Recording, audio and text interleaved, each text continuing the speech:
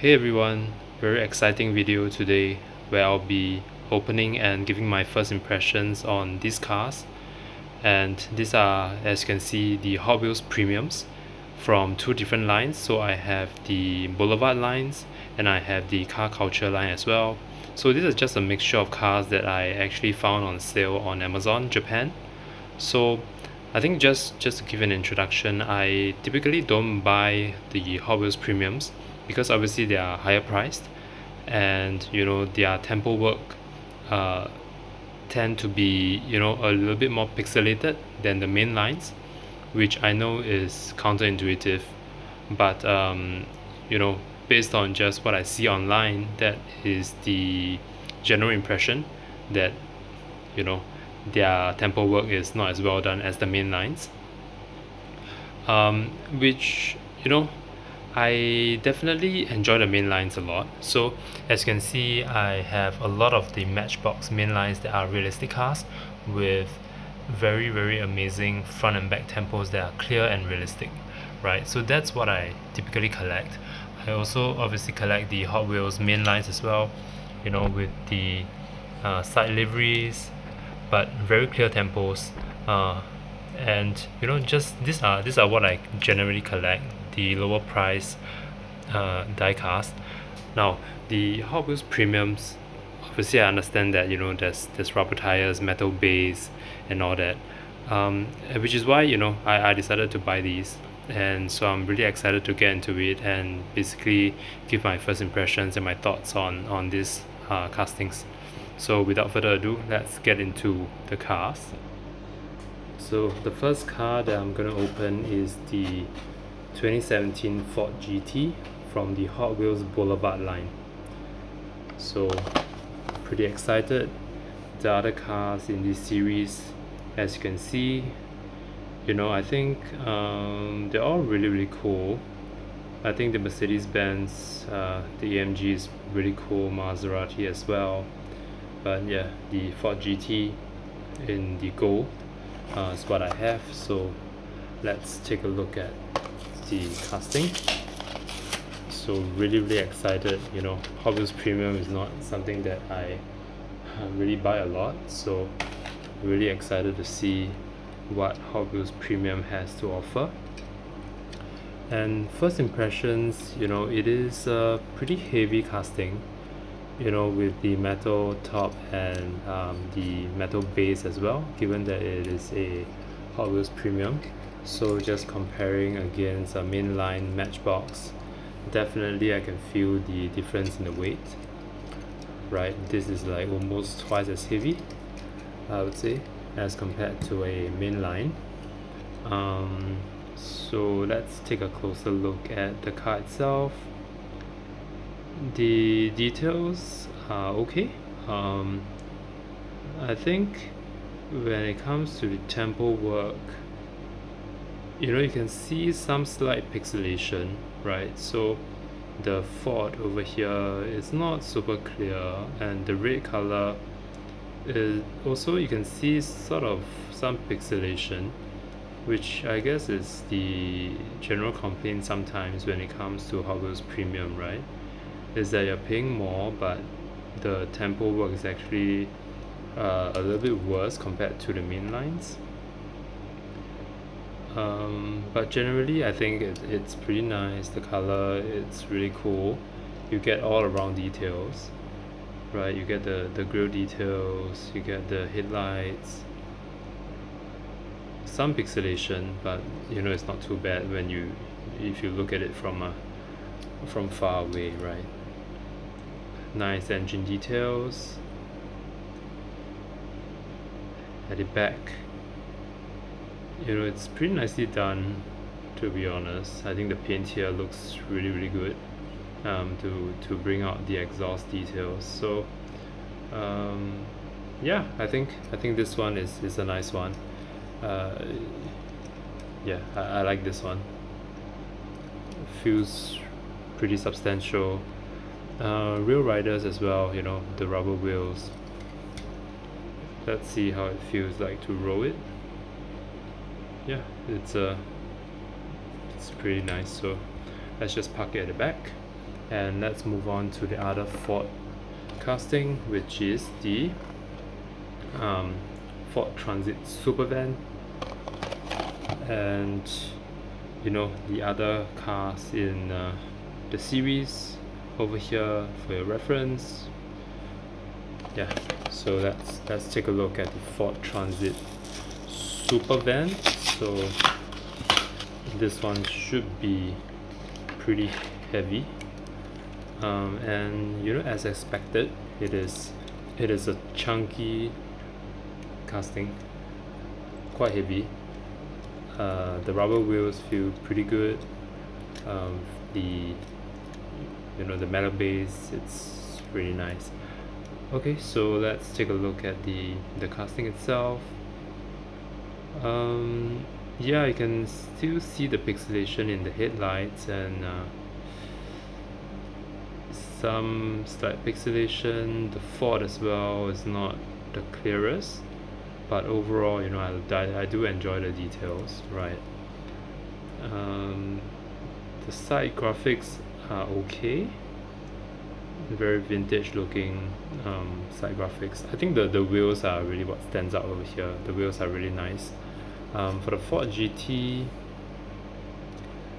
it's pretty cool. It's blacked out wheels, so didn't really notice it, but for the Ford Transit SuperVan, you know, the wheels really look quite cool, and they really stand out. The tempo work here is pretty good, and if you look at the back, yeah, the Ford logo can't really be seen very clearly. You know, it's quite pixelated, but overall I think it looks fine. The tail lights look fine. You know, the exhaust looks good. The top tempo work is nice as well. So overall, I think the Ford Transit SuperVan casting is quite nice. Definitely feels like good quality, even though it has slight pixelation. But I think that's like the only thing that you know is can be complained about for this casting. So overall, it's still a great casting. So now that we've talked about the two Ford castings, so let's look at the car culture Terra Trek 2020 Jeep Gladiator. Pretty excited for this one because I like trucks, and these are the other cars, the other trucks in this series. So yeah, so let's look at the Jeep Gladiator. Really cool color. I like the Mopar at the side. So let's just open this and see what we have. Now this one, yeah, definitely pretty heavy as well. Nice tires, nice metal base. So let's just look at the details. Again, the tempos, pixelation,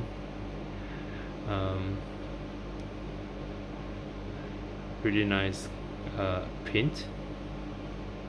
The Mopar is actually pretty clear for this one. The paint color is nice. The paint here is pretty good. Right, overall I think this one is good. I don't think there's too much pixelation for this one. The details are pretty nicely done. Jeep is done in black, and the paint, yeah, I enjoy this casting. We have the nice big wheels, rubber tires, and yeah, overall this is a pretty cool one. Let me see if this can be taken out. Yeah, not sure if this can be taken out from the back, but you can see some nice details being done for this for the rack at the back as well. So overall, this is a nice casting, right? I like this one. I like the Mopar motif and the splash of paint at the sides. I think that makes it look pretty cool. So let me just park this at the back as well and move on to the Mercedes-Benz E36 AMG from the Fast Wagons series, car culture. And the other cars in this series, the other wagons. And yeah, let's just open this up. This one doesn't have any liveries at the side, so it's really just a nice red Mercedes wagon. So let's zoom in and take a look. Now this one, there is quite a bit of pixelation, if you can see, because the gray over here you can actually see like the rainbow colored pixelation. Now obviously it is if you really look pretty closely, but you know, if you look from far, you can't really see it. But you know, if you really want to take a close look at your cars, then you'll be able to notice that. So but overall this is just a nice clean casting. You know, the handles are nicely painted, the tail lights are pretty nice. Again, some pixelation for the tail lights, especially the gray color.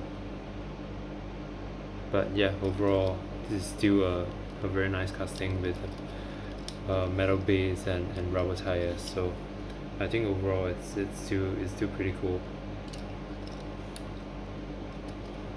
Yeah. And finally, let's look at the James Bond Spectre 007 2-pack. So we have the Aston Martin DB10 and the Jaguar C-X75. So if you look at the back, these are the other cars in the series. So really cool. I'm not really a fan of you know, the 007 franchise, but I think the cars themselves, you know, they really can stand on their own, right? These are very nice cars. So let's just open up the 2-pack and take a closer look at the cars. So hopefully they are, you know, they are nice cars. So the Aston Martin DB10, first impressions, really good. The grills are nicely done. You know, the texture, the shape is really nicely done. Very clear tempos actually for this Aston Martin. So I'm pleasantly surprised at how clear the tempos are for this one. It's a nice metal base, rubber tires, very nice wheels on this particular casting. So that's awesome, that's really cool. The DB10 AGB is extremely clear. Tail lights here is done in black, so that's pretty simple. And yeah, I think this one is really just a very simple car. It's pretty small actually in terms of its size. It's a small car, but yet, you know, it feels great in terms of the quality. I love the wheels for this Aston Martin actually. Really nice. So yeah, I think this one is a winner. Not a colorful car, but just a really understated car. And the other car in this 2-pack is the Jaguar C-X75. So you know, if this one is also done the same way, it would be a winner. Now this one, the headlights have slight pixelation, so that's too bad. It's not too egregious, you know, it's fine. There's a nice scoop in the hood, so that's a nice detail. The grills, you can see the Jaguar logo in the grills, although you know it's pixelated, it's not very clear, but you know it's there.